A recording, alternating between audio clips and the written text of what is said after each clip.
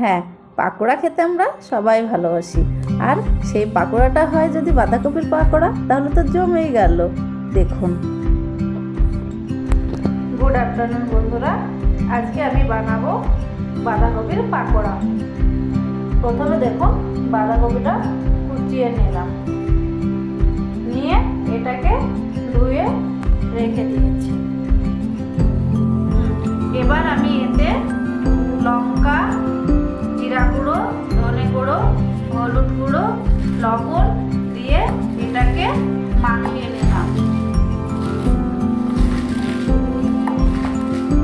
এবার অপেক্ষা করব আমি মিনিট 5-এর জন্য, জল ছাড়া পর্যন্ত। এবার এটাতে বেসন মিক্সড করছি। বেসন এবং কর্নফ্লাওয়ার দিয়ে এটাকে মাখিয়ে নিতে হবে। বেসন দিলাম, এবার দেব কর্নফ্লাওয়ার।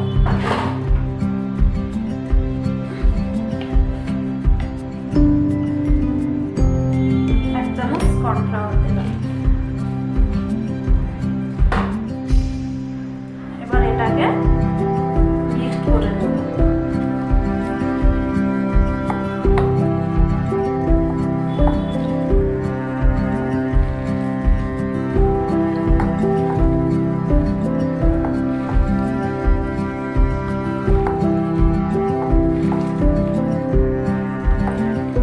মনে হচ্ছে এখানে আর একটু বেসন অ্যাড করতে হবে।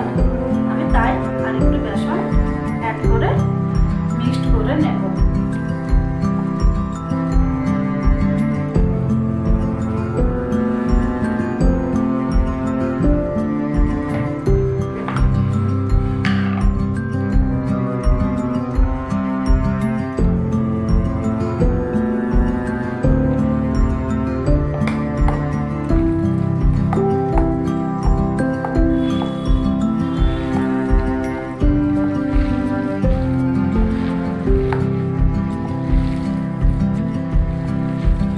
এইভাবে মাখানো করব।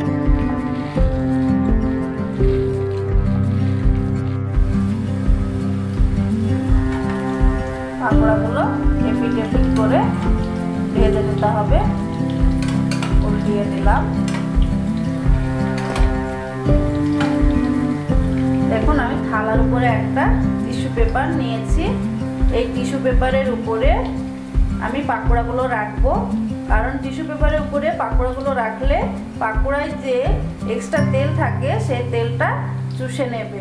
আমি তাই একটা পাকোড়ার জন্য থালার উপরে টিস্যু পেপার বিছিয়ে নিয়েছি। কয়টা পাকোড়া প্রথমে দেওয়া হয়েছিল, এগুলো ভাজা হয়ে গেছে। এগুলো আমি তুলে নিলাম।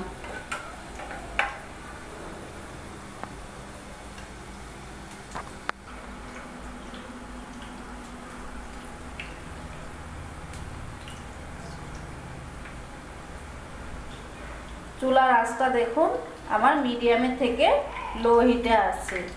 লো হিটে দিয়ে পাকোড়াগুলো ভাজবেন, তাহলে পাকোড়াগুলোর ভেতরটা ভালো হবে। আর যদি আপনি জোর হিটে দিয়ে ভাজতে থাকেন, তাহলে পাকোড়াটা পুড়ে যাবে, আবার ভেতরটা হবে না। পাকোড়াগুলো সব আমি কড়াই থেকে তুলে নিয়েছি। দেখুন, এরকম হলো। এখানে যে পাকোড়ার মধ্যে এক্সট্রা তেল ছিল, দেখুন তেলগুলো সব এই টিস্যু পেপারটায় চুষে নিয়েছে। দেখুন টিস্যু পেপারটা কতটা তৈলাক্ত হয়ে গেছে। এই দেখেন তেলগুলো চুষে নিয়েছে।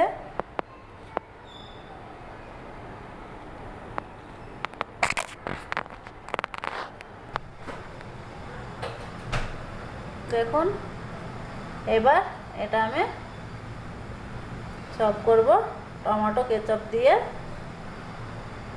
খাবেন, এটা খুব সুন্দর লাগে বাঁধাকপির পাকোড়া। আজকের ভিডিওটা এই পর্যন্তই। ভালো লাগলে লাইক, কমেন্ট ও শেয়ার করবেন। বাই।